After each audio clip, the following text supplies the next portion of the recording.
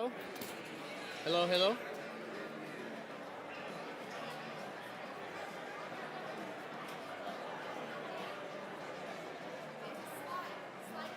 Oh, you slide it out?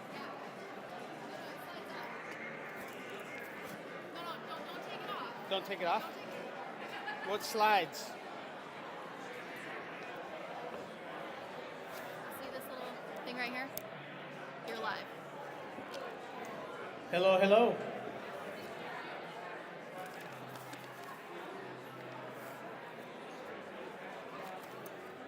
If we could all grab a seat.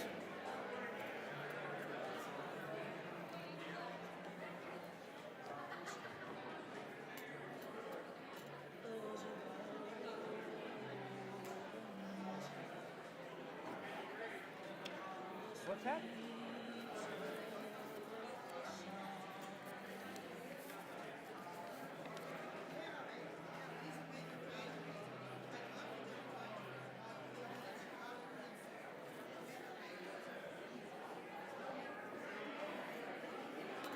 If you guys could migrate to a seat, I'd appreciate it.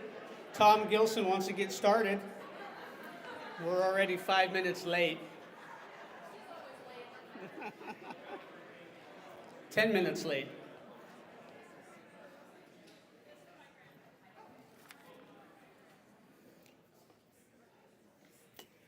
I'm going to go off script a little bit.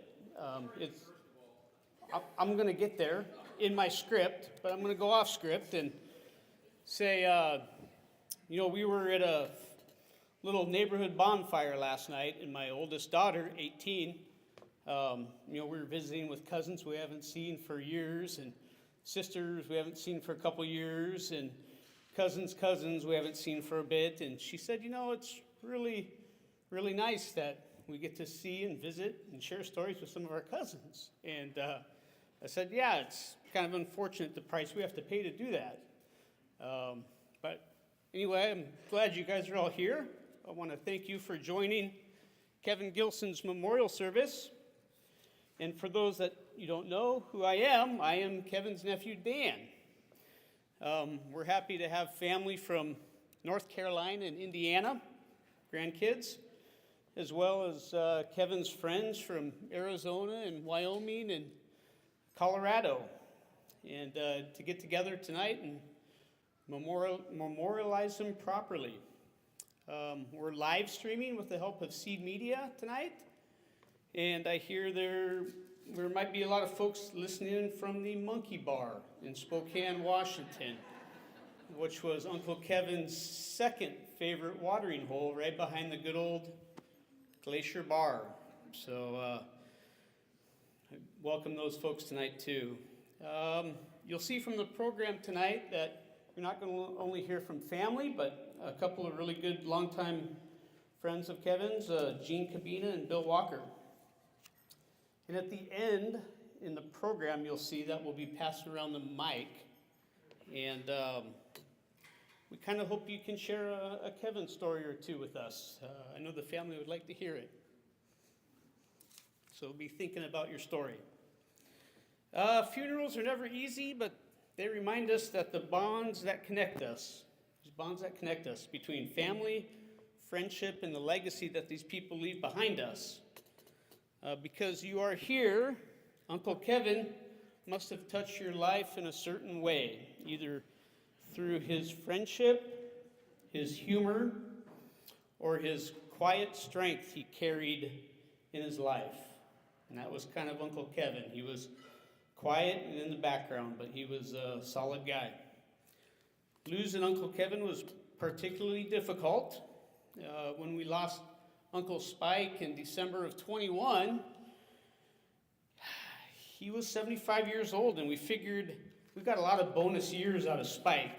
No one really expected him to make it that long. But Uncle Kevin was our big, strong, strapping uncle. He was still packing moose at moose camp into his early 70s. And, we expected to see him live another 10 or so years. So this one hits a little differently. Kevin and I, we shared some similarities. He was often proud to call me another Gilson girl maker. I think he was happy to have some company in that distinguished category. And early on, I asked him for any advice in raising only girls after Mary came along, and he wasn't the most helpful. He just said, get yourself a detached garage with a TV and a recliner, or a cabin. So I chose the latter and decided on the cabin retreat. Not the advice I was looking for, but I did the cabin route. Some of my earlier, more impressionable memories of Uncle Kevin was in that garage recliner, cheering on a very subpar 1980s Atlanta Braves baseball team. And they were bad. And we found ourselves hollering at Dale Murphy to crack a few more home runs while Uncle Kevin might have been cracking a couple ollies in that garage. He had quite a setup. He kind of created a man cave dwelling 20 years before they were kind of trendy. So he was kind of ahead of his time. And yelling at those Braves eventually paid off because they went to the World Series in '91. So it wasn't for nothing in that garage. Being from a short line of Alaska bankers, Uncle Kevin had a real talent for saving money. I might even call it legendary. But it takes one to know one, and I'm kind of in the same mold as him.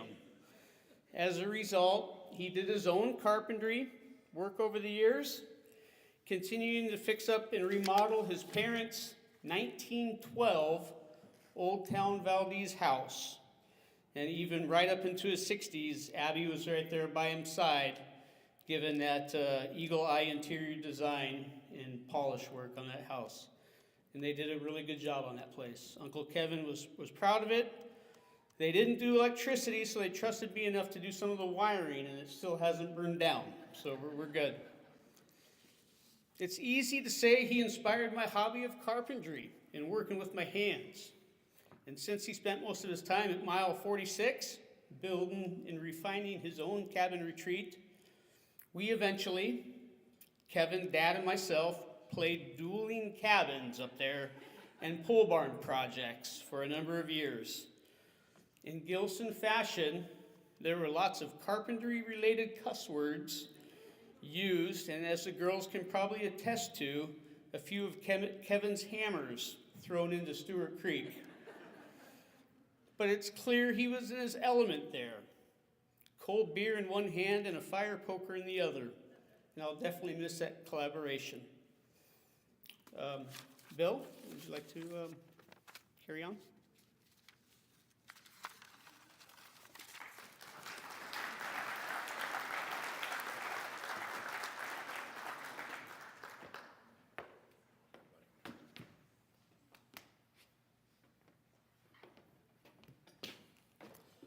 Proud to say my godson Dan. Great job, Dan. Well, let me first read the really well put together obituary that the family put together, and I certainly have a few comments of my own about our dear friend Kevin. You know, I was thinking driving down today. You know, it's called a celebration of life, and it is. But the true celebration is that we had the blessing of knowing him. You know, we had the gift of knowing Kevin. You know, we're the ones the recipient of the celebration of Kevin, and he really was incredibly special. So let me read the obituary. Some may have seen it in the Daily News, which doesn't arrive anymore, but maybe you saw it somehow. I didn't, because I don't get it anymore, but I know Tom does for the crossword puzzle. But so let me read it. It was really, really well done. John Kevin Gilson, lifelong Valdez resident John Kevin Gilson, passed away on July 19th, 2025 in Seattle after battling a long illness. As we know, Kevin was born in Valdez on April 11th, 1948, to John Gilson Jr. and Mary Kevin Gilson. He grew up in Valdez before heading off to St. Martin High School, a Catholic boys' school in Lacey, Washington. After graduation, he stayed on at St. Martin's College, where fate brought him together with incredible Gloria. They married on September 1 of 1971, starting their lifelong journey together. Months after their wedding, Kevin was drafted into the Army. He completed training, became a military police officer, and spent time as a prison guard at Fort Meade, Maryland. Gloria and their daughter Jody were right there with him, making every place feel like home. Abigail joined the family in 1973 while Kevin served. Back in Alaska, Jill was born in 1976, thus completing the trio of daughters. After 21 months of service, Kevin went back to St. Martin's and earned his bachelor's degree in history. Then it was home again to Alaska, where he built a career, first at Labor's 341, working pipeline construction, then at the Alyeska Pipelines Valdez Marine Terminal, moving through the roles of warehouseman and ballast water treatment. In 2002, he retired from both the Union and Alyeska, proud of all he'd accomplished, most notably his gold card membership in Local 341. How many people here were 341? Yeah, all right. You can see some brothers in the house. Kevin was a true Alaskan at heart, fiercely loyal to his friends and family. One of his favorite spots was a Glacier Bar, where he and his friends would often be found sharing stories of their younger year shenanigans. He cherished time at the family cabin, loved summer fishing, and never passed up a good bonfire. Kevin was also passionate about Corvette collector, an avid golfer, and spent weeks every year preparing for his annual moose hunting camping camp. After retirement, he embraced new adventures, spending winters in Fort Mojave, Arizona, but always returning to his family generational home in Valdez, a house that had even survived the 1964 earthquake. Through it all, his deep roots and pride for Valdez and his family remained his core. Kevin was preceded in death by his parents, brother Spike, but carried his legacy forward. He leaves behind dear Gloria, his beloved wife of 54 years, his daughters, Jody and husband Jay, Abigail and Jill and husband Aaron, grandchildren Colton, Taylor, Avery, Logan, and Cooper, brother Tom and wife Lois, nieces and nephews, Dan and wife Tracy, Tana and husband Brody, Carrie Ann, Becky, husband Jay, Gina, Todd, and Rod, plus many cousins and grandnieces and grandnephews.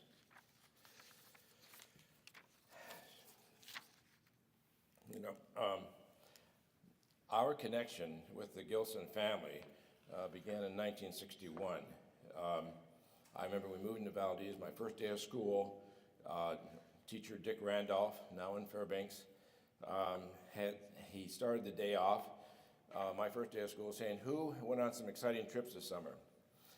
So I raised my hand, and some blonde kid up in the corner raised his hand, and his name was Tom, and he talked about a trip to California and going to Disneyland and all the stuff they did on California and all the other stuff. I had been to Chittenden for one night in a car. We had no tent. We all slept in the car. I slept in the trunk. I slowly dropped my hand. I decided I can't compete with this kid. But there was something about him. I thought it'd be great to be friends with him. And we became very, very close friends over the years. But it went beyond just myself and Tom. You know, Tom's older brother Spike was the same classmate as my older brother Bob, who's actually watching this tonight. And our sister Kath, my older sister of the two, was basically the same age as Kevin. So we sort of blended together, you know, crossed paths in that regard. You know, when Tom's mother, my mother, decided that Tom's mother Mary should be the Mother of the Year for the state of Alaska, and wrote up a nomination letter, which Mary John Gilson became the Mother of the Year for the state. You know, whenever in the old town, we were builders of houses. Whenever my mother wore a hat, we knew she was going to see John Gilson to borrow money. That meant that was the hat money. And we knew that she was going to, and she was pretty successful at it. She actually borrowed money, and we were building houses and whatnot. And as I mentioned, I was fortunate enough to be the godfather of two of Tom's children, Tana and Danny. I think that was part of a disciplinary effort on his part to sort of, behave or else. And so we've had a close relationship. I remember after the earthquake, the federal government came in and looked at our situation. We lost everything on the dock. We had a 14-unit hotel on the dock for somebody. We had a house for Nels Gelsted. We lost everything. We couldn't build any houses. We were moving the town. And they said, you need to file bankruptcy. That's what bankruptcy is designed for. I said, well, then who pays? And so my dad had a family meeting. Said, here's what we're told to do. And I said, well, if we do that, who pays John Gilson? Well, he doesn't get paid. We said, no, that's not going to happen. So we didn't. That was. So our connection with the Gilson family runs pretty deep, not just certainly friendships and financial. So the Gilson home, when I was growing up in the old town, was sort of the hangout for our little gang after school. Until we heard the vehicle pulling up with John Gilson driving the vehicle. Suddenly we were all saying, hey, I think we need to go home now. He's not a bad person. He was a nice person. I just don't think he liked coming home from work at the bank with a bunch of renegades in there, sometimes shooting up the house, literally. So that was the hangout for us. And so we got to know Spike and Kevin and well during that period of time. In '68, my sister Kath was going to the University of Alaska Fairbanks, and she decided she wanted to take a vehicle with her. So somehow she scraped together, I think, $100, and ended up with a military Jeep, a green military Jeep. She painted it bright yellow, painted a bunch of orange flowers on it. Maybe it was orange with yellow flowers. It was orange with yellow flowers. And we said, how in the world is she going to get that to Fairbanks? I mean, we're not going to go with her. I mean, I don't think she can get over the pass. We thought, well, if we tow it to the top of the pass, we can sort of, say, okay, we did our thing, and she can figure it out from there. Kevin Gilson somehow folded up his 6-foot 3-inch body into that Willys Jeep and went all the way to Fairbanks to help out. I'll never forget the kindness that he showed in doing that, because we sure were not going to do that. In July 20th of 1969 was a big day. That was the day of the moon landing. And so my dad, we're in the middle of a construction project. He stopped it. We were behind schedule and over budget. And he said, let's just shut everything down and go watch this thing. Well, you had to watch this. You had to go all the way to Anchorage because there was no TV here. There was no TV in Glen Ellen. And the Gilson boys were, Tom and Kevin, were working in Glen Ellen at the time on a survey crew, if I remember correctly. We stopped by, picked them up a bit. They drove their own vehicle. I think they took Mary's red Quarter Airlines van, I believe, into Anchorage. And so we rented a room with the TV. We got all set up. They were supposed to land about 9, 10 o'clock in the morning. Well, the drinking started about 9 or 10 o'clock in the morning. And some unnamed members of the group landed on the carpet before they landed on the moon. We had to tell them about exactly what they had missed, but that's just the way we did things back then.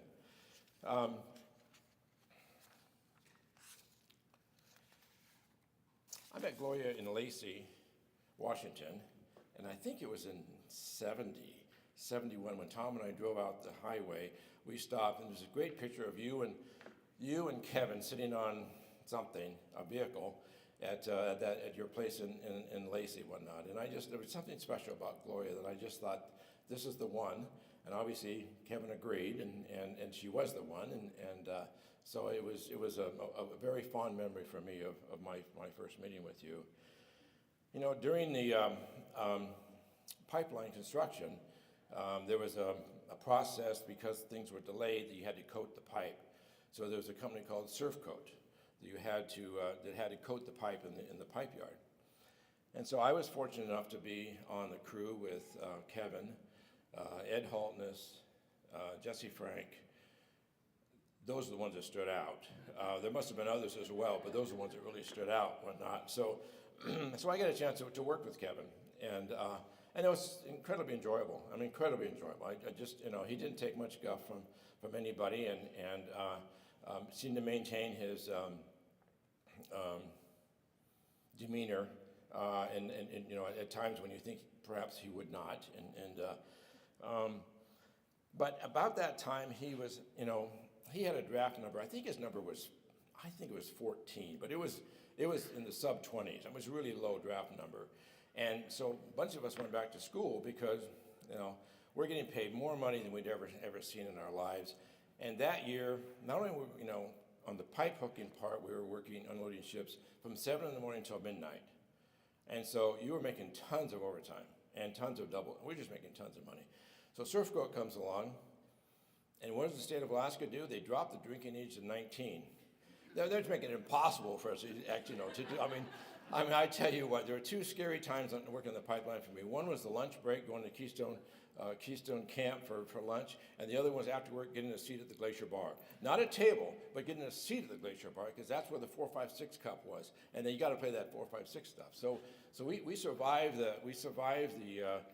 that time, but Kevin stayed behind, waiting to be drafted. I just learned this about a year ago, what happened. So Kevin kept waiting for this letter to show up, saying, Mr. Gilson, come see us when it's time. So finally, it didn't show up. So finally called up the draft folks. He said, hey, I'm getting tired of looking over my shoulder. When's this going to happen? She says, hang on a second. She comes back to the phone. She says, Mr. Gilson, thank you so much for calling in. We lost you in the system, but now we've found you. So it'll be next week you'll get this letter. So he said, oh, man. He said, anyway, he was a little embarrassed about that whole thing. At some point, I noticed when working for Surf Coat, Kevin was flying and Gloria were flying to Seattle. I hope I have this straight, but I heard it from Kevin, so it's got to be gospel. They're flying to Seattle, and they were flying first class. And Kevin had never flown first class.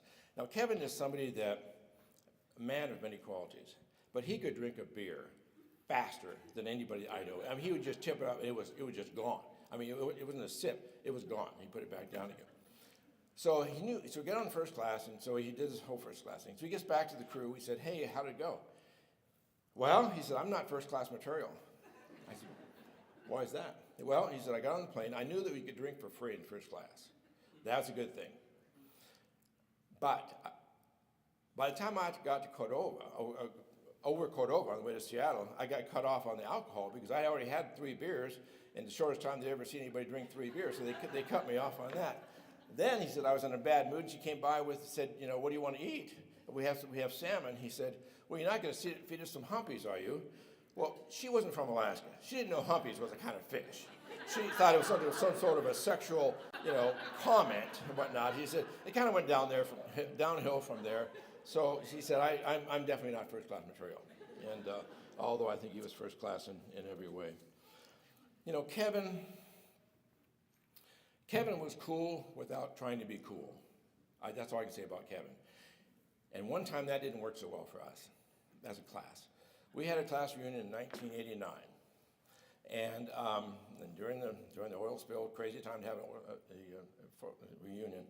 And of course, all of our class reunions started at the Glacier Bar.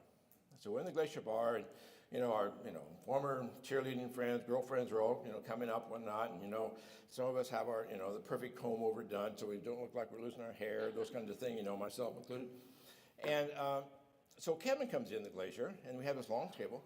He says, "Hey, can I join you?" "Oh, of course, Kevin. Yeah, sit down. Sit down. You." And he gets up after 4 or 5 beers in 15 seconds. He gets up to use the men's room, and when he leaves, one of the cheerleaders, Shannon, says, "My God, what a hunk he's become." And we're like, well, wait a minute. I look over at our friend Marty Rutherford, who's help out here, and Marty says, "I've been telling you guys that since you left here 20 years ago. Kevin's a real hunk." At that point, we're thinking, how do we get rid of Kevin from our this is not working out what we thought it was going to work out, but he really was, he had sort of a way about him that anybody that spent time with Kevin always felt better afterwards because you had spent time with Kevin. I don't care what the subject was, I don't care what the venue was, that's just the way he was.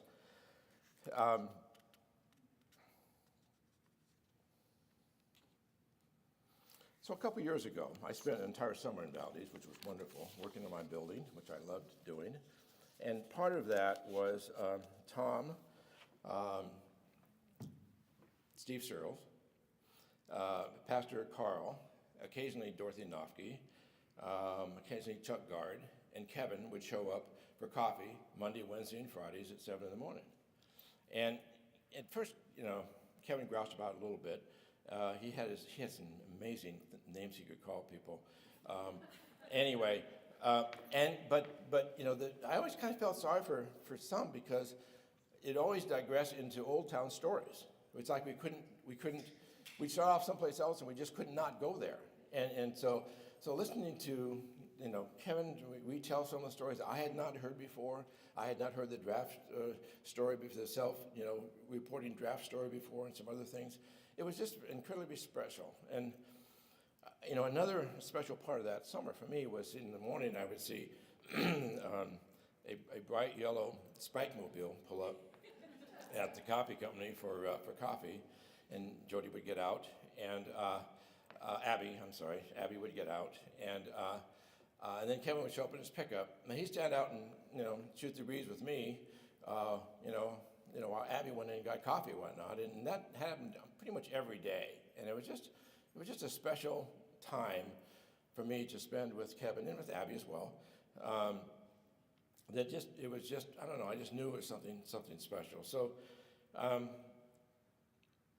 when the word first went out of Kevin's diagnosis, my goodness, his 3 angel daughters went to work. And I know that there are many here that visit him in Arizona. I know that Gene did, and I think in Kenny as well. And it was amazing how quickly they moved things to get him to Seattle. And that was not an easy process. And I had the privilege of spending some time with Kevin at Jill and Aaron's house last year, about a year ago now. And Jane and Jennifer Hollis were there as well, and it was just like nothing changed. I mean, as far as we went right back to the Old Town stories and right back to the talking about things. And Kevin, I thought he was going to make it. I really did. I really felt he was going to pull through, and because he had a great attitude, such a great team. I really, really, really felt that he was going to.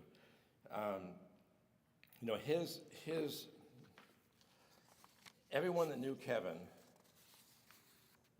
was better because they knew Kevin, and you can't say that of anybody. If he had any enemies, I have no idea who they would be, because he just had that. He had that way about him. He made you feel special. He looked you in the eye when he talked to you. He was a one of a kind person.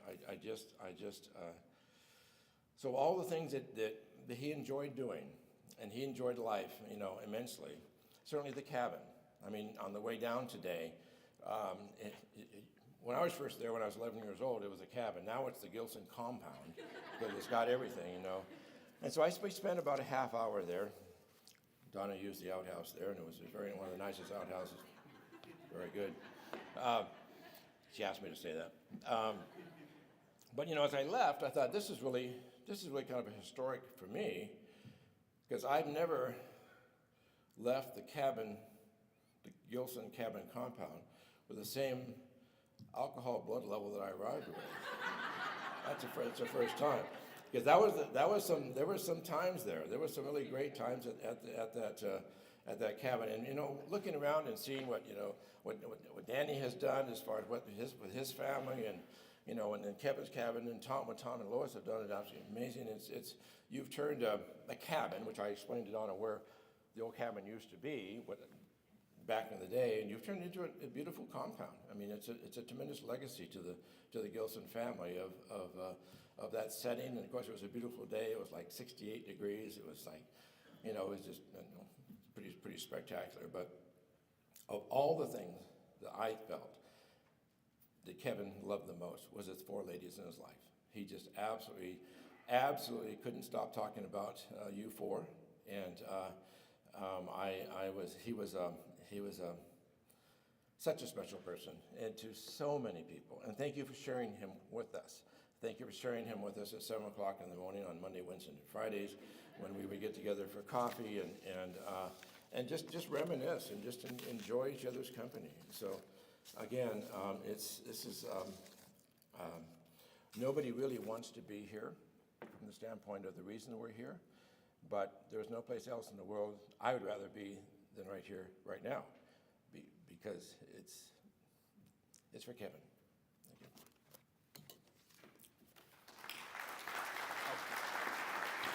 And now I'm going to introduce Carrie Ann, and she was going to do a great job.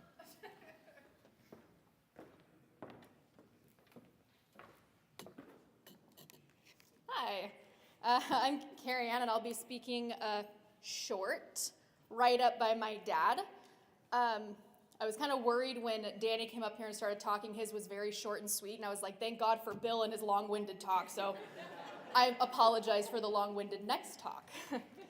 But, there's plenty of stories that my dad left out, and I'm sure if he could include them all, he would, but we'd probably be here all night, and I'm sure we want to, drink and celebrate. Anyway. Where do you start Where do you start in trying to sum up a relationship with your big brother that spanned nearly 75 years? I'll start at the end. Kevin called me on July 11th from the hospital. It was our mother's birthday, although it wasn't mentioned. He said, I think it's curtains. Curtains. It was a terse phrase right out of our father's playbook, and I knew what he meant. He told me he would try to call me tomorrow, and I told him I would very much look forward to that call. Then he told me he loved me, which damn near took me to my knees. That word was never said in our households growing up, never. We knew love, but it was never spoken. It must be the English in us. I told him I love you too, and the next day call never came. My brother Kevin and I shared a bedroom all the years of our youth. We had an older brother, as many of you knew, Spike, but neither of us wanted to share space with that selfish bastard. I'm sure you understand, those of you laughing. When we had to be in bed at 8 at night during school days, it left a lot of time for reading, staring at the ceiling, and talking. We often played a game called the car game. One would think up the make, model, and year of a Valdez car, and the other would ask questions like what type of work the owner did, if he or she were married, the ages of their kids, etc. And that idea was to guess who owned the car before 10 questions were asked. And we seldom stumped each other, as Old Town Valdez was pretty small. Those nights brought about a certain amount of bonding that carried with us the rest of our lives, a closeness that neither of us really had with Spike. Kevin, being the middle child, was the peacemaker, and that was very important to me because I was on the receiving end of much of Spike's abuse. Well, when he wasn't torturing birds, animals, and household pets. Because I was 4 years younger, I couldn't stand up against Spike, but Kevin could, and he often did. He was the one who pulled me from the Valdez boat harbor in a near-drowning incident. He was the one who convinced my Uncle George to come rescue me when the older boys left me stranded on a rock crusher and I was too afraid to come down. So more often than not, Kevin was my lifesaver in my youth. When Kevin wasn't protecting me, he was often with his best buddy, Aaron Hood, at Aaron's house, or sneaking a smoke across the dike from the Hood house, or drinking beer that somehow got misplaced from Aaron's dad's trucking company warehouse. Aaron and Kevin had to have been all of 14 at the time. And Aaron could probably attest to the fact that he and Kevin were not what you would call good students. And it was these extracurricular activities that would bring his freewheeling days to an end, and little did I know, I too would pay a price. After a very troubling report card from Valdez High School midway through his sophomore year, Kevin got a one-way ticket on his mother's airline to a school of last resort in Lacey, Washington. St. Martin's High School was an all-boys boarding school run by Benedictine monks. It was a place where parents sent their bad Catholic boys to straighten their asses out. Now, you all think you may have seen movies like this, but no, you haven't, not this school. This was an ass-beating school. There were no nuns to rap your knuckles with a ruler. They beat us with specially handcrafted boards with small holes in the wood for increased speed. Nice sanded handles with a leather strap to keep a firm grip. Also, there were canes and barber-style straps. Now, this was a serious school. If you smiled, you got your ass beat. You may have picked up on the word us, and we'll get to that later. Anyway, Kevin landed in this school in the middle of his sophomore year, as I mentioned, and every Sunday there was a required study hall from 2 to 4 p.m. It was required that by 3:45, you must have a letter addressed to your parents, stamped and ready to be mailed. What happened if you failed to do this? Yeah, you probably guessed it. You got your ass beat. And you still had to send that letter. Well, back in Valdez, usually by Friday, Kevin's weekly letter would arrive. After Friday dinner, my mother would read aloud the letter for the entertainment value. They were the saddest tales of woe you could imagine. You could almost see the tear stains on the paper. And every letter was that desperate plea to come home with promises to study hard and behave, etc., etc. And of course, Spike and I thought these letters were pretty funny. But they must have worn down our parents because they came up with a rescue plan. Instead of bringing Kevin home, they sent a piece of home to him, me. While Kevin was a senior, I started my freshman year as one of Marty's boys. And in no time at all, I was sending those tear-stained letters home once a week. After 2 years there, I got to come home for my last 2 years of high school. My mother was a smart one. She got her favorite son, Kevin, through high school with a little help from his little brother. Years later, we would laugh about those St. Martin years, but at the time, it certainly was no laughing matter. And I often reminded Kevin that I did 2 years of time because of him.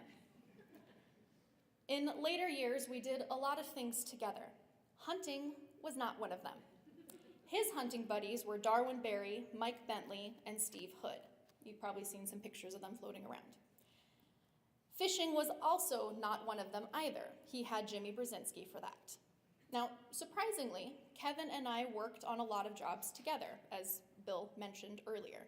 We surveyed with the Alaska Department of Highways for 2 seasons, 1969 and 1970. In July of '69, we drove to Anchorage in Kevin's van to watch Neil Armstrong step foot on the moon. I kind of like Bill's story about it better, though.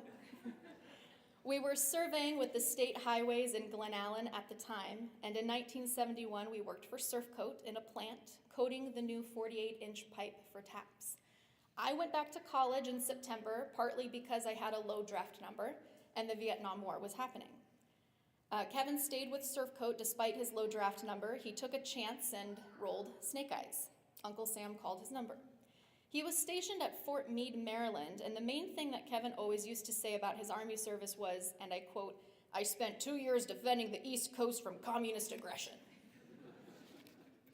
After his 2 years in the Army, we worked together back at the pipe yard wrapping pipe for another company. We worked under cranes, then loading stringer trucks with pipe heading north. We worked mostly nights. And one night, Kevin and I and 2 other laborers were hooking onto the stringer trailer to pull it off the truck so the pipe could then be loaded, when we heard this loud whirring sound, and Kevin yelled to us, "Jump!" And we did. The steel ball on the crane crashed in the middle of where we had just been standing. Kevin was also the labor steward for the job, and he ordered us to sit on the bus until they fired that rookie crane operator, and they did. Kevin's experience saved many lives that night, maybe mine again. We owned a commercial building together, cabin property together, worked on Eagle Club projects together, played softball together, played a lot of golf together in Alaska and Arizona, and we lived next door to each other in Valdez for 45 years. We brought our deceased father back from Seattle together in the 1980s. He and I had our grandparents disinterred from the Anchorage Cemetery in 1995 and brought to Valdez and buried next to their sons and daughters-in-law. That was an experience, and of course we had to stop in Palmer for a round of golf while the grandparents waited in Kevin's van. And over the years, he and I also worked together on many of Brother Spike's issues and projects, and we buried him together too in 2021. Speaking of Kevin's van, it was a Ford. Now, beside his fascination with Corvettes, Kevin was a Ford man. He had Ford Explorers, a Ford Edge, a Ford F-150 pickup, besides several Ford vans. Now, what was the big deal with all these Fords? I'll tell you. In our younger days, when we shared a bedroom staring at the ceiling at least once a week, I would pop off with, "Hey, Kevy, who's your Chevy?" Or, "Hey, Kevy, when will you give me a ride in your Chevy?" After that, there was no way he was getting a Chevy. He didn't want to hear that the rest of his life. In the mid-1990s, Kevin and I toured the Canadian towns of our mother's early years. We picked up our mother's brother, Frank, in Calgary, and drove him to visit his cousins in Drumheller, about a 3-hour drive. Frank had no car, and he was living a life as a shut-in in a very large city, so this was a breath of fresh air for him. Kevin and I flew back to Calgary in 2001, and I spoke at Frank's funeral service, and Kevin was there for moral support. Spike wanted to go with us, and we both told him no way. It was bad enough burying our Uncle Frank, but catering to Spike would have made it a real nightmare. Okay, I'll say what you're thinking. Poor Spike. Kevin and I would have laughed at that too. Now, speaking of poor Spike and his issues, Kevin and I worked to help save Spike's job where he worked at the Department of Highways in Valdez. They were transferring Spike's job to Fairbanks without him. Kevin called his buddy, Gene Cabina, who was in Juneau representing the Valdez district, and I called Mike Dugan, who wrote a column for the Anchorage Daily News at the time. I reminded Dugan that the state had just passed a resolution proclaiming the month of October as Disability Awareness Month for the state of Alaska. And the state highways were just laying off their only disabled employee in the district. Mike Dugan wrote about that in his column. After these efforts, Governor Hickel called his DOT commissioner saying, "What the hell are you doing in Valdez? You're killing me." Needless to say, somehow Spike retained his job in Valdez, thanks to his little brothers and their friends. And then there was date night. Date night was practically every Friday night. Kevin and his good buddy, the FBI, and this is all dad, the effin' big Indian, aka Ed Haltness, would make the rounds of the Valdez bars. There were stops at Johnny Hiller's bar, Henry Irish's bar, and usually a final stop at Bill Lee's bar. Then a call to one of Ed's granddaughters for a ride home. Often I would join them somewhere on their journey, usually to give them a ride home when I probably shouldn't have. When I got a little smarter, we would call Jimmy in her cab to pour us home. Sometimes we walked in the early morning hours, in wintertime too. In the middle of the road, we'd be walking and talking, and Ed would just disappear. We would turn around, and Ed would be on the ground like a sack of potatoes. Kevin and I would walk back, pick Ed up, and back down the road we'd go. At least 3 times during those nights, Ed would yell out, "Damn, this is fun." And you know it was. The stories that were told and the bullshit that flowed. And as my daughter Carrie Ann reads this, I realize that here we are on another Friday night. I would give almost anything to be on date night tonight with Ed and Kevin instead of being here.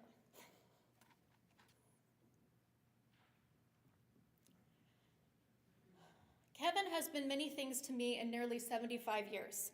Brother, protector, mentor, sounding board, helper, friend, and supporter. In later years, he bought a riding lawnmower, and he became my lawn boy too. When I think back over these many years, I can only hope that I measured up to being half as good a brother to him as he was to me. Sorry. Next up, we have Gene Cavina with the Friends Tribute, really good friend, so thanks.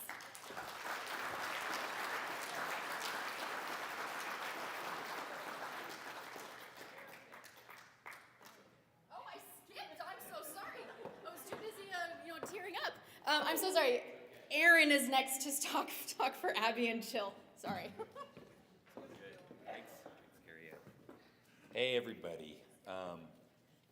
By way of a little bit further introduction, allow me to introduce myself a little bit. So, I had the distinguished fortuitous luck of meeting both Jill and Abby on the same night in Seattle 18 years ago, and subsequently married Jill, but it's tough, guys.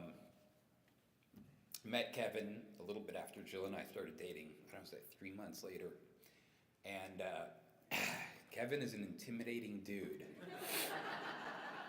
to contemplate having, because Jill and I, honestly, we got engaged 6 months after we met.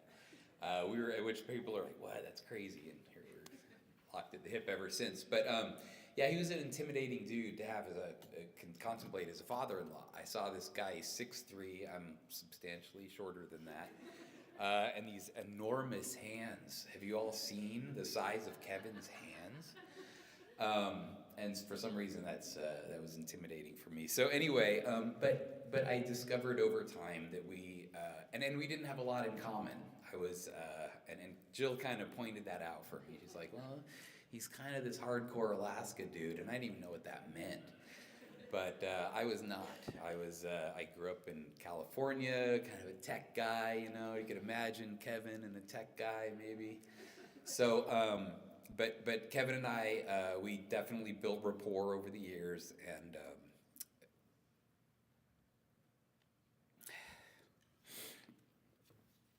we bonded over the fact that we both love his daughters so much. So anyway, my goal here was to get through what Jill wrote without crying until I got to the second page. But after Carrie Ann, it's already, until what Tom wrote, it's already too late. So anyway, let's get into it, because what Jill wrote here is pretty good. Thank you all for being here tonight to remember my dad.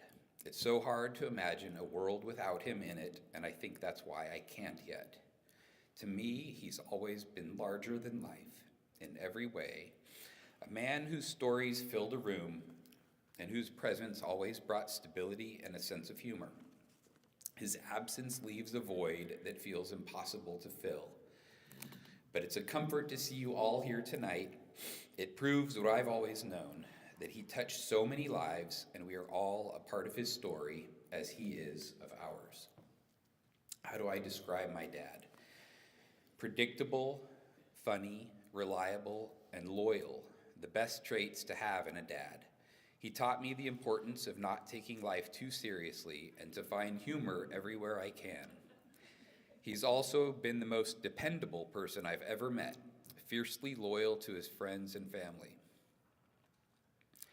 I cannot count how many times I've been stuck in Anchorage, and if I called, regardless of the time, he would grab his keys and coat, and out the door he went for a 12-hour turn and burn to come pick me up.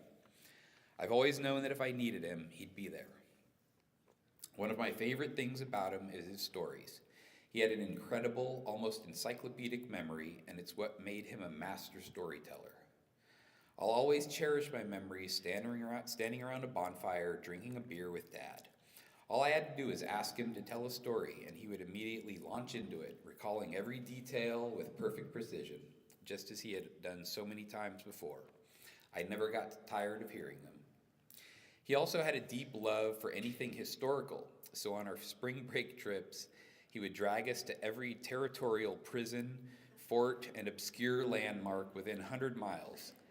But he was also fun and loved roller coasters in the ocean, so he would follow that up with a theme park or a trip to the beach to make up for it.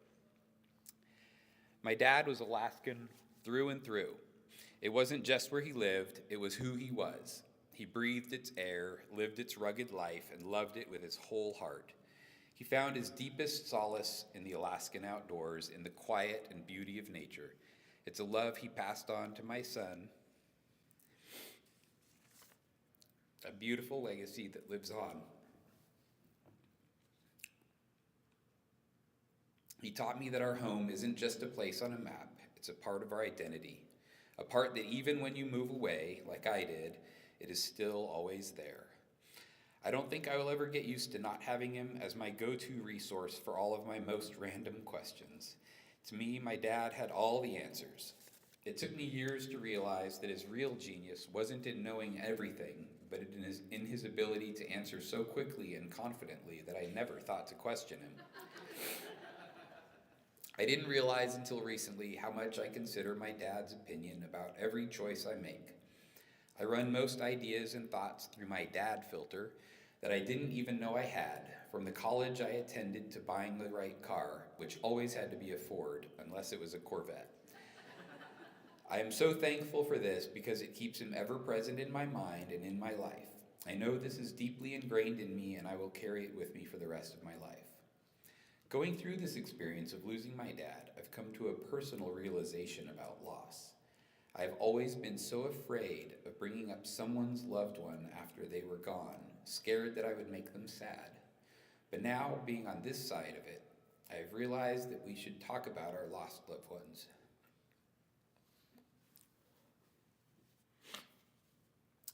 It's a way of saying their story is still here with us. And even though my dad is no longer here to tell his stories, we have an important job now, to keep him alive by sharing his stories with each other. The most difficult part of my dad's life was losing people he loved the most. I hope he has found a place where grief no longer exists, where he's standing around a bonfire with a cold Oli in hand, laughing and telling stories with all his buddies who are gone too soon. Ed Hultness, Henry Irish, Mike Bentley, and Darwin Berry, to name a few. For the past month, I've been looking back at old photos of my dad, trying to replace the most recent images in my head with earlier ones, when he looked like his handsome self and was full of life. I was lucky enough to have him for 48 years, and while I cherish all of those memories, it was the last 15 months that were the most important and impactful to me. I got to take care of him, and we grew closer than ever. I will forever cherish that time. Thank you for being you, Dad. I love you forever. All right, now we get Gene.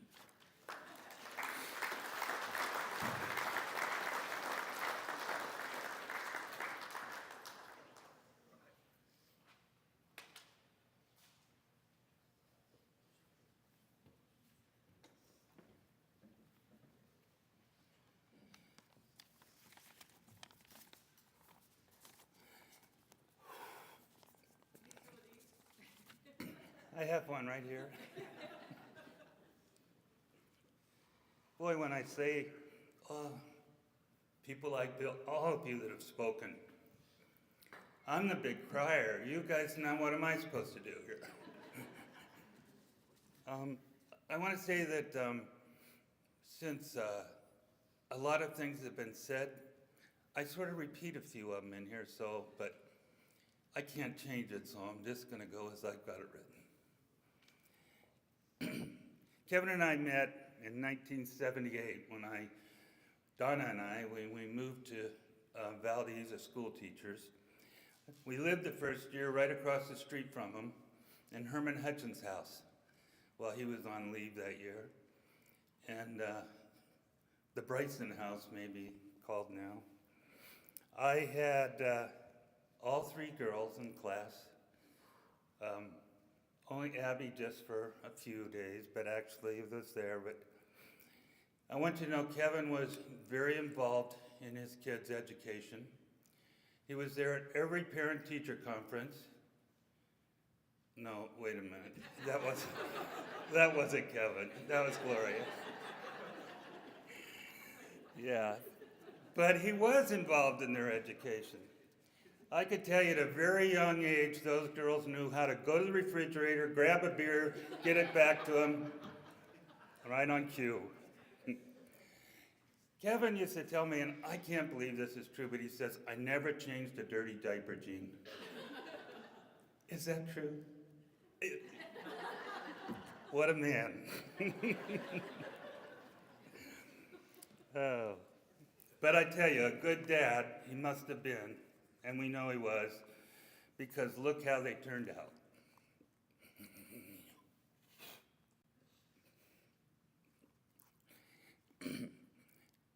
And these girls really showed it this last couple of years. And I witnessed it. I want to say something, too, about wives that I just sort of wanted to add here.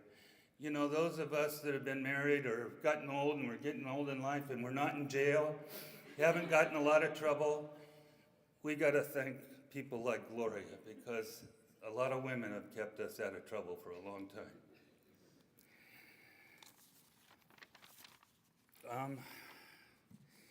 When we came here as teachers, you know, a lot of new people were coming in. The pipeline was over and it was just done. And we bonded as teachers, but we were always in the teacher group. We had teacher parties, and it's not like we were really part of the community. We're sort of separate. But then I met Kevin, and Kevin and I bonded. Something there about it. And it seemed like I wasn't just a teacher anymore. Valdez became my home. I think that's why one of my favorite sayings is, no matter where I roam, Valdez will always be my home. Well, that in large part is because of Kevin. But because of him, I met a lot of you and became friends with a lot of you. Kevin and I were both union guys. Me with the teachers, him with the laborers. And one night, I see Stevens here, and I hope he won't be mad at me for saying this.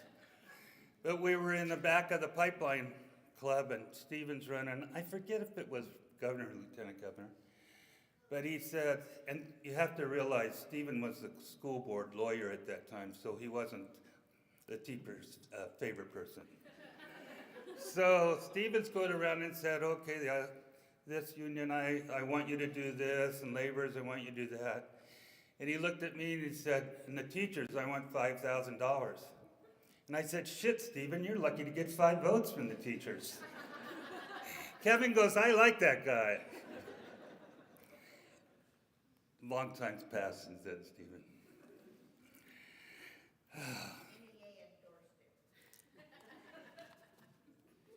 Okay, a loyal friend, even to a Democrat like me. He would always be there. So you guys have talked about that very well, and I won't. He was also very smart, as some of you have said. And Donna used to say, you know, if I ever get to go on the show, I want to be a millionaire. My phone a friend is Kevin Gilson. Especially anything to do with history. You know, you're right, he always had the answer. Yeah.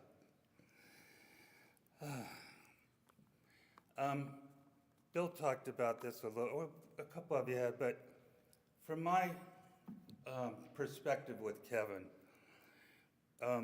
he was proud to be in the Army. He was proud of his service, and just like I was. And he was drafted at a time when all that was coming to an end. He could have got out of it. There was easy ways for him not to go. But you know, he just did his duty. And that's what kind of a guy he was. We shared a lot of good times together. Golfing also. Tom's better than both of us, but we golfed a lot. When Kevin and I'd be out golfing, and if he had 2 or 3, 4 bad shots together, he would get frustrated. He'd get mad. I go, I got him. I knew I would win that game as soon as he got mad. Well, as we went on and we matured, and we both realized, look, we're never going to be good enough at golf, so we shouldn't get mad at ourselves for it. And then he beat me most of the time after that. We took trips as a couple. We loved going to Hawaii, and there was some stories there that were interesting. We did some holidays together, like Halloween. Remember, the Eagles used to have Halloween parties all the time. And Gloria seemed like led the way, but they would make these just unbelievable costumes. I go, Kevin, what do we do? How do we help? They'll take care of it. And they did. They had Snoopy and Peanuts, these big paper mache heads and everything, and had us all dressed up. Looney Tunes, the Chic and Harem Girls. Can you picture Kevin and Jerry with fake eyelashes and long fingernails? Yeah. We won that. We may have won once, but I know we won one time.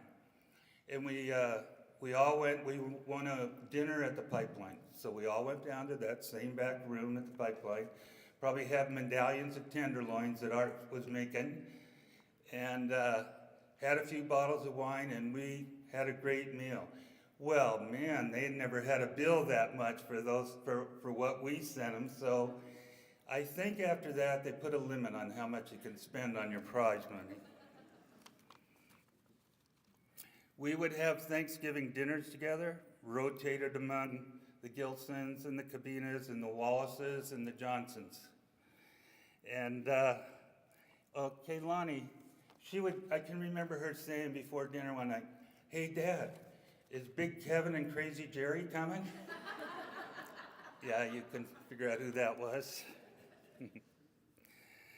Oh, Kevin and Gloria, when they moved to Arizona, had left and we were in Hemet then. And every winter they would come over and stay with us, and we would go over and stay with them. Always golf. Seemed like always our favorite Mexican restaurants. Yeah.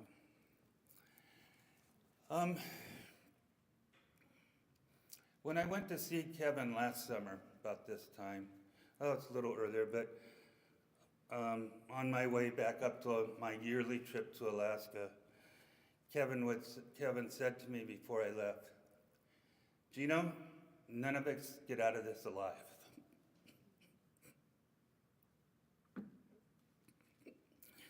Well, obviously it's a very true statement, huh? But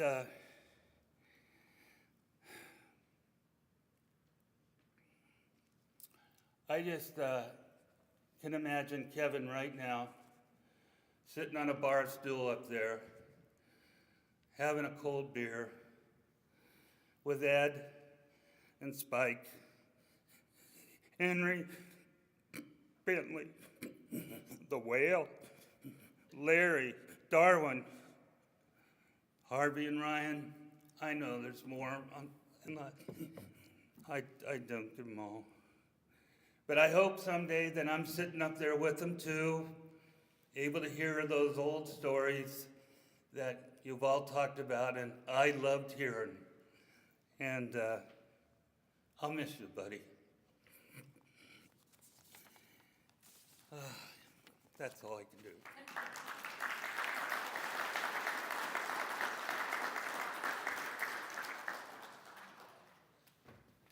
I'll turn it over to one of my 6th grade students.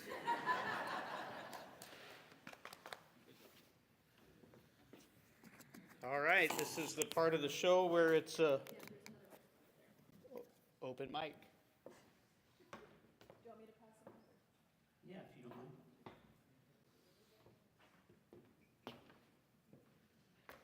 No one? No one? Okay.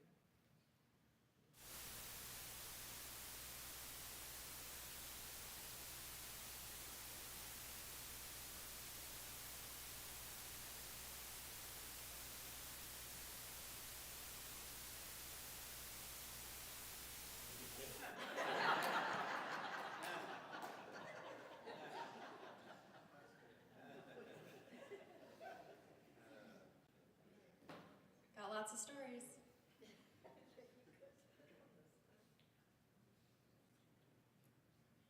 Maybe say your name for the people online. Gene Wynn. I said it to Glacier a few times with Kevin. And cousin Ron. I always thought it was Kevin that did it. He asked me, "When are you going to bury her?" Who's talking about marrying?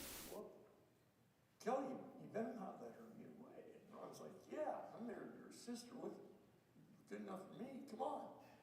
And definitely in love. So good luck. cook? Did you clean the house? I mean, what the heck's wrong with you?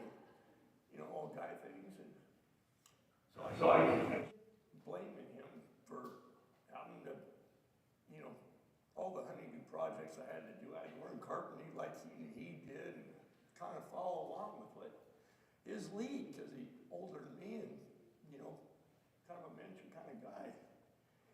And last time I was with him and I was blaming him for that honeydew projects, he said, I was giving orders, and he kept pointing at that girl over there. That was Gloria, apparently, just doing what he was told, like most of us guys do. I thought about it, and this guy here's Kevin William, after Kevin Gilson. That's my story.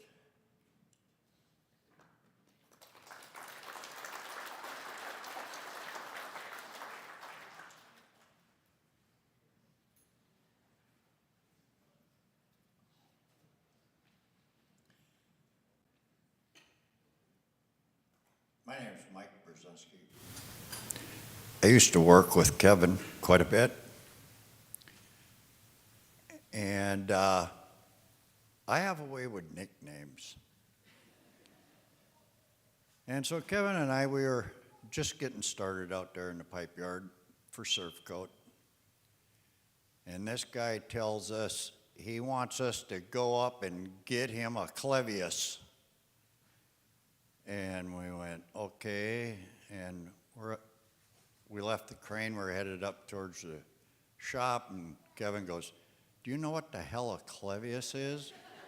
And I said, no, I don't. We got up there and we told this guy, and this guy looks at us and he goes, we don't have that around here, and he gave us a shackle. So we went back down to the crane crew there, and we gave it to the guy. And so, you know, I just kind of glommed onto that. That was Clevius Gilson. I mean, so, you know, a few years went by, and we had another tough job out there in the pipe yard. We were sitting in the bus, and seemed like forever. So we decided to write our names backwards and then try to figure out what our name was. And I can remember 3 of them. It was Nivik Noslik, and I had a guy by the name of Gus Goodrow, and his was Sug Ordug. And my name backwards was Ekum is Nizrub. And so I called Kevin for quite a few years, you know, Nivik. And he'd go, what, Ekum, what do you want? And we'd carry on. Well, I went up at Prudhoe to work, and Kevin went to the terminal to work, and I would always call and get the lowdown on what was happening in Valdez. And he tried to make on like he was a detective. Well, you know, if you remember the Penzon liquor store, you go in there, you bought a 12-pack of beer. Before you got out of there, Alice had told you about anything and everything that was going on there. So I just started calling Kevin Alice. And he didn't like that real well, but after the oil spill, I was on the company radio there at the terminal, and so I could just call him, Alice, Alice, and he'd go, what? And, hey, give us a call. Yep, nicknames for Kevin. Somebody brought up that Kevin liked to watch his dollars. Well, it was years back, and we'd be at the bar, and Kevin would be drinking the goofiest beer. Nobody drank that shit. And I'd go, Kevin, why do you drink that? He says, you know, I saved 25 cents a beer. I can send my wife on vacation for free. Yeah. Well, that's about all I got.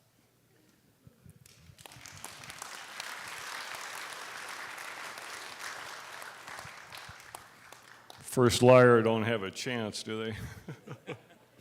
My name's Midge Ixnizrub. So Kevin had a real poor memory. We went fishing with the Yonks, Todd and Pat and my brother Tim and Tony and me and Kevin, and we were gone 4 days out on the Sound, and Kevin remembered he forgot to tell Gloria. She was getting ready to call whoever she needed to. So anyway, here's the story. I fished with Kevin many years. Kevin showed me the secret spot that would become known as the Deep Hole. Over the last several years, Kevin and I and others spent countless hours and days fishing for halibut at the Deep Hole.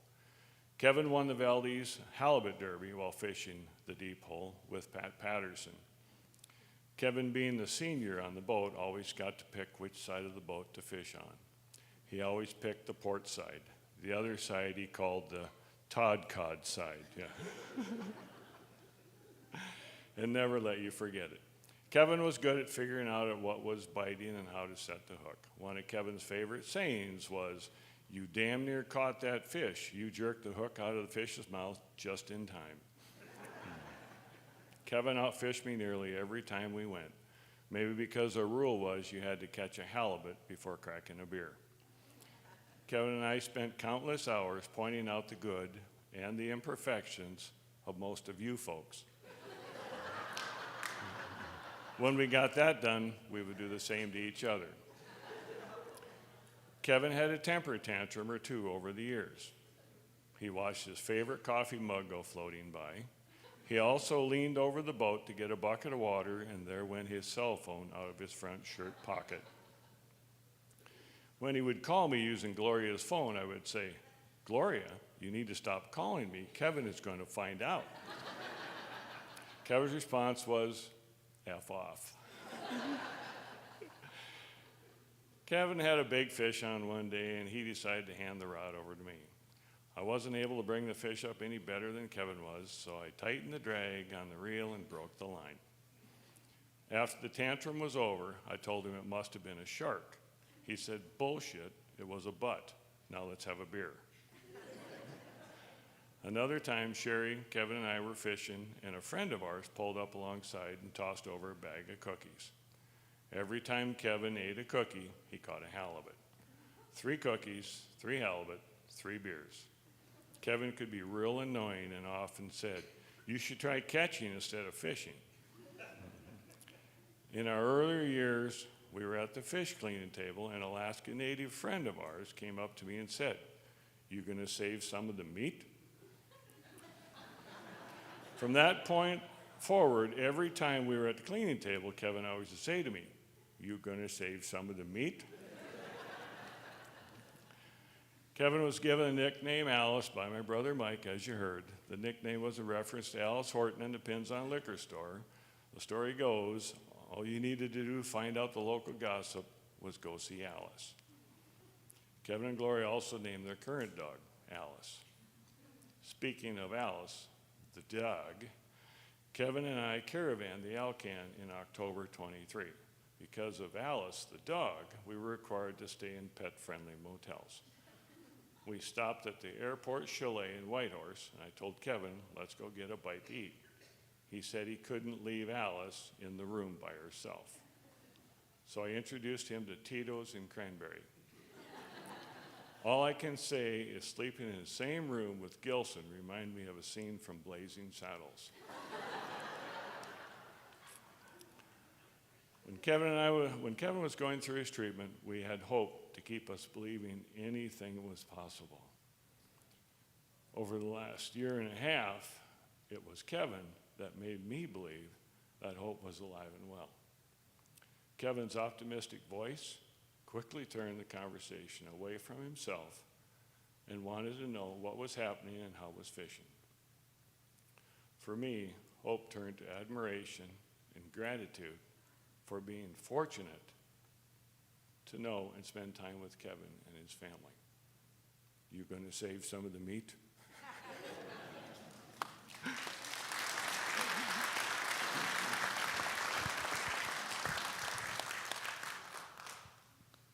Going once. Going twice. You got one more?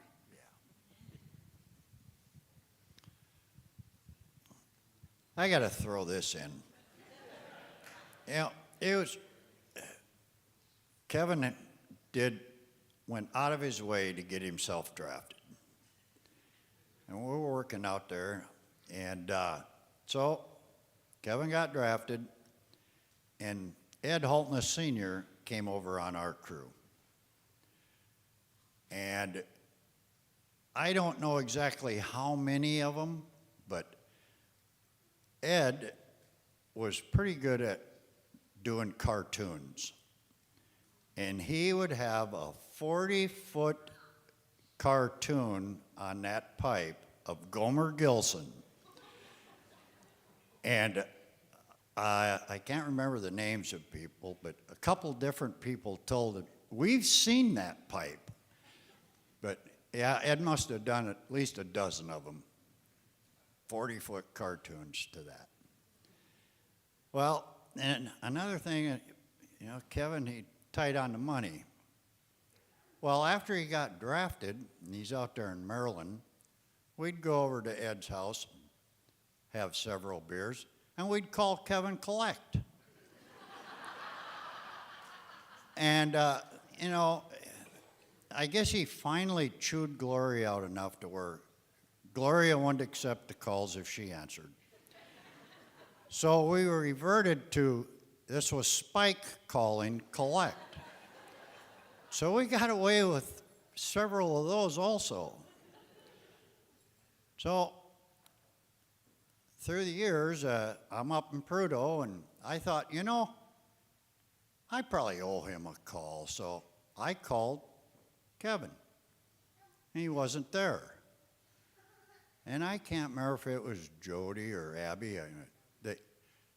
They said, Mom and Dad are down at the Pipeline Club. And I said, oh, hey, could you give me the phone number to that? And they said, sure. So I write it down. I hang up. I'm sitting there, and I pick the phone back up, get the operator, and I says, I would like to make a person-to-person call to Kevin Gilson. And could I charge this to my home phone number? And she goes, of course. And I spat out 835 and whatever the other four were. And so the bar answers, and they go, hey, Kevin, you got a call. And he gets on the phone, and we're talking for quite a while, and then he hands the phone off. I must have talked to 4 or 5 people. And Kevin's going, keep him talking, keep him talking.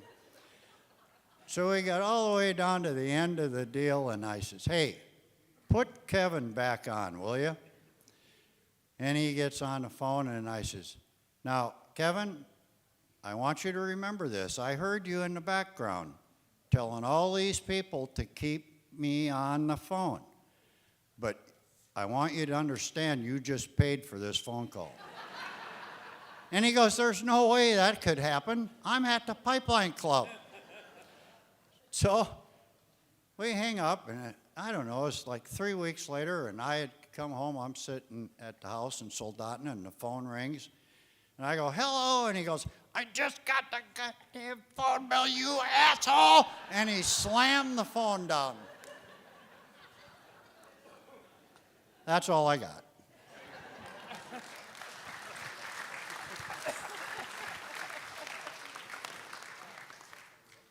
If there's no one else, Dan, you want to take us? Just go up there. Go up there. It's your turn. I don't want to end this. You end this.